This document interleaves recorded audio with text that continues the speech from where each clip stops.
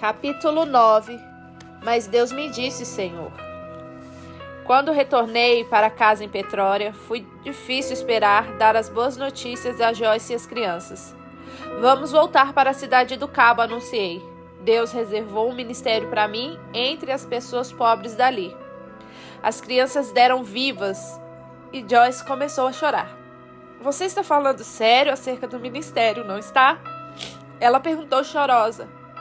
Oh, Bob, estou tão contente. Assim, quando voltei à base, fui falar com meu oficial superior, o comandante Johnson, hoje almirante de esquadra, a respeito de minha transferência da base da Marinha para a do Exército, em Cidade do Cabo. Não tendo feito curso formal para o ministério, não me pareceu oportuno afastar-me de imediato das Forças Armadas. Mas, se eu pudesse regressar à Cidade do Cabo, isso representaria um passo na direção certa. Eu não tinha nenhuma razão particular para transferir-me da Marinha para o Exército, a não ser uma vaga sensação de que uma mudança seria melhor para mim. Em 22 de outubro de 1948, como eu antevia, o comandante recusou a permissão para a transferência, mas disse que a decisão final seria tomada pelo comandante naval em Durban. Disse que me avisaria tão logo recebesse qualquer comunicação. Enquanto isso, eu dispunha de tempo bastante para jejuar e orar acerca da minha próxima mudança. Um dos grandes problemas, eu sabia, seria conseguir uma casa para minha família. Quase todas as casas vazias do Cabo foram requeridas pelo governo a fim de promover moradia para os milhares e milhares de militares casados ali designados. Mas ainda assim, não havia casas suficientes para todos. E o escritório do governo para alojamento tinha longas listas de espera. E mesmo quando se conseguia uma casa, nunca era como se esperava. Simplesmente se aceitava a que estava disponível e pronto. Desta forma, percebi o quão inexequível era o meu pedido quando comecei a orar por causa de uma casa no bairro de Setia Point, na Cidade do Cabo. Senhor, eu disse, parece quase impossível do ponto de vista humano. Continuei, mas eu me lembrei de como o Senhor havia falado. Tudo o que vocês pedirem em oração, creiam que já o receberam, e assim lhes sucederá. Marcos 11, 24. Portanto, de acordo com tudo o que Deus me vinha ensinando a respeito da fé, comecei a lhe dar graças por uma casa. Finalmente, por meio de alguns amigos na Cidade do Cabo, eu soube de uma bela casa que estava disponível na Burman Road 14, em Sea Point. É essa. Parecia que o próprio Deus estava me dizendo: essa casa é sua se você a reivindicar em nome de Jesus. Por isso, eu sabia que precisava ser bem definido em minha fé e começar a orar a Deus pelaquela casa, bem como pelas necessidades de permissão do Comando Naval para me transferir para o Exército. Durante um mês aguardei o aviso acerca de minha transferência, mas nada recebi. Assim, em 22 de novembro, às 14h, dirigi-me ao escritório do tenente Kisley, meu oficial superior.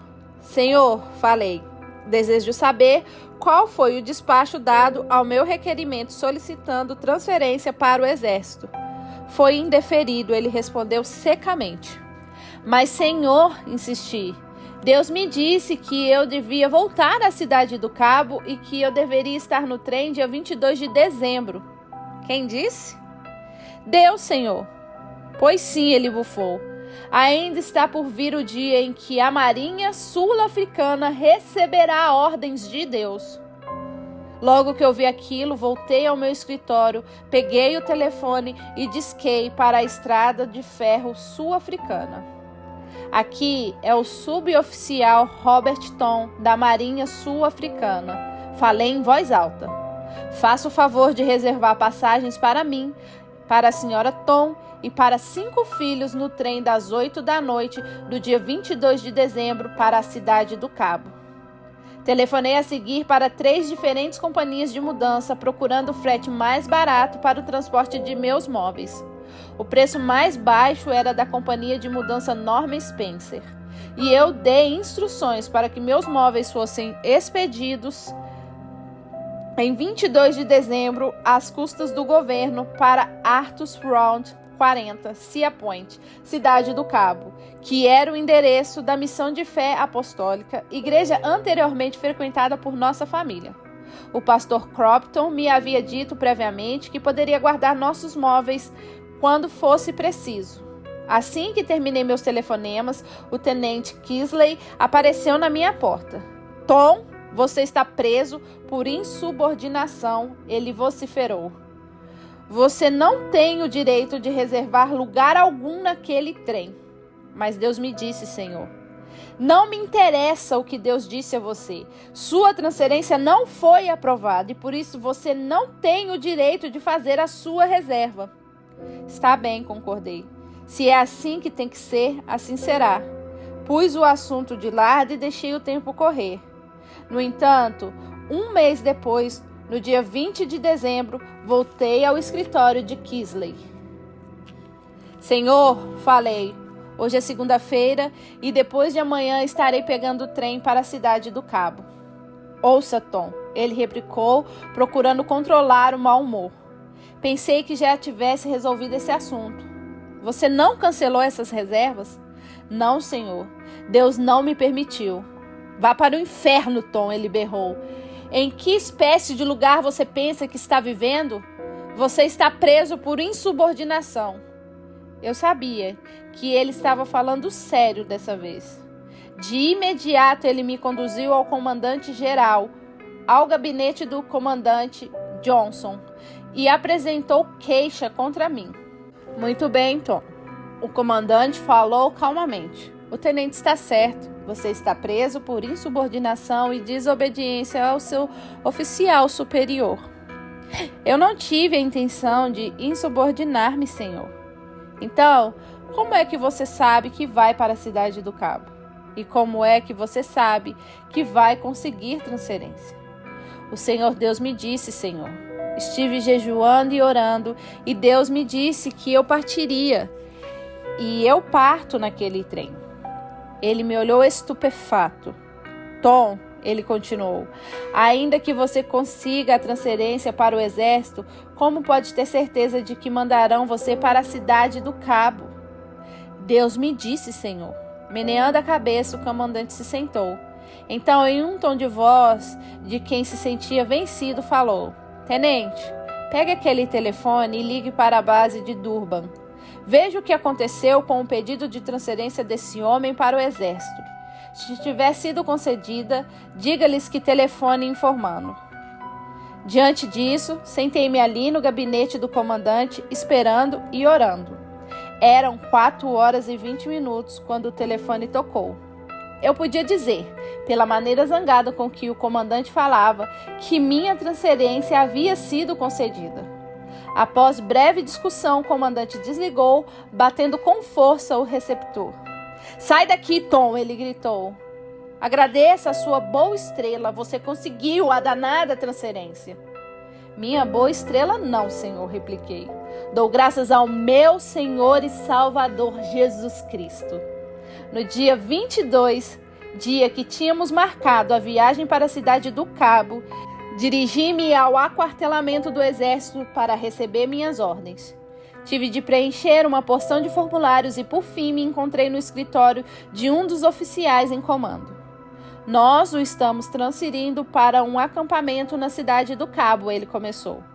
Meus dedos começaram a formigar de empolgação. Entretanto, ele continuou. Devido às férias e aos feriados natalinos, não temos condições de colocá-lo no trem nos próximos 30 dias. Por isso, você terá de esperar aqui em nosso acampamento. Mas, senhor, eu disse, e se eu tiver passagens reservadas? Nesse caso, você poderia partir esta noite. Então, aqui estão elas, senhor, exclamei, puxando-as do bolso. Ele deu uma olhada rápida e observou. Onde estão sua mulher e seus filhos? Bem, suponho que a esta hora o táxi já os tenha levado à estação de Petrória e lá estejam à espera de suas passagens. Mas nem tudo é assim tão fácil, o oficial disse. E a sua mobília? Você precisa obter 3 tarifas e a mudança tem de ser feita por conta do governo. Eu sei, repliquei sorrindo. Cuidei de tudo quando ainda estava na Marinha. E saquei meus papéis para mostrar-lhe que todas as providências para mudanças estavam prontas. De fato, continuei. A companhia de mudança Norman Spacer retirou meus móveis às 8 horas da manhã deste dia. Está tudo no trem a caminho da cidade do Cabo. O oficial estava mais do que atônito. As coisas não são assim tão simples no exército, ele zombou. Deve haver algo errado em algum lugar. No entanto, estava tudo em ordem. Assim, eles me alistaram e me entregaram o uniforme e dentro de 35 minutos eu estava oficialmente transferido para o exército sul-africano. Naquela noite, às 8 horas, nossa família inteira embarcava no trem para a cidade do Cabo. E 2 dias depois, na manhã do dia 24 de dezembro, chegava ao seu destino. Antes de nos levantarmos, curvamos a cabeça e oramos a Deus por nossa casa em Burhan Road 14. Ken e Peg Sauer estavam na estação para saudar-nos e nos levaram para sua casa, onde ficamos durante todo o feriado natalino. No dia seguinte ao Natal, sábado, fomos ao escritório do Governo de Controle de Habitação e eu apresentei meu requerimento solicitando uma casa. Disseram-me que era impossível, que havia milhares de pedidos na lista de espera, pedidos anteriores ao meu.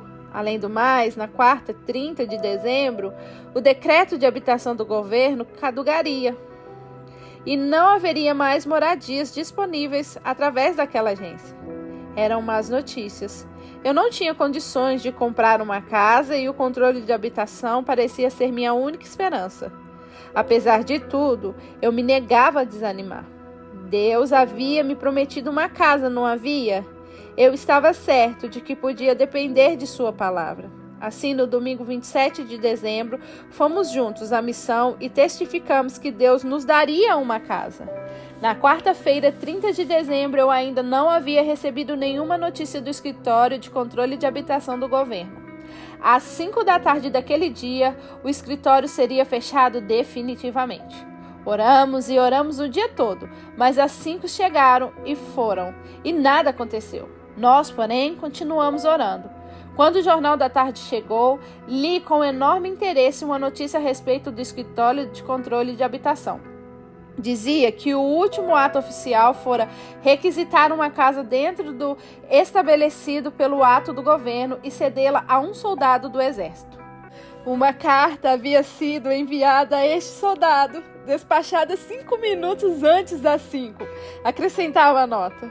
O nome do soldado não fora fornecido. 2 dias depois, quando abri a correspondência, lá estava a carta. Nós tínhamos uma casa na Burhan Road 14, Sea Point, cidade do Cabo, tão próxima da missão que se podia ir a pé até lá, a 200 metros da casa onde eu havia sido salvo. Louvado seja o Senhor! Gritei. Joyce, Ken e Peg vieram correndo com os meninos atrás. O que aconteceu? Eles perguntaram em coro. Conseguimos a casa, anunciei. Maravilhoso! Louvado seja o Senhor! Aleluia! Todos gritavam. O jovem Drummond olhou para nós um tanto quanto intrigado. Por que está todo mundo tão surpreso? Ele perguntou inocentemente. Deus sempre cumpre suas promessas, não cumpre.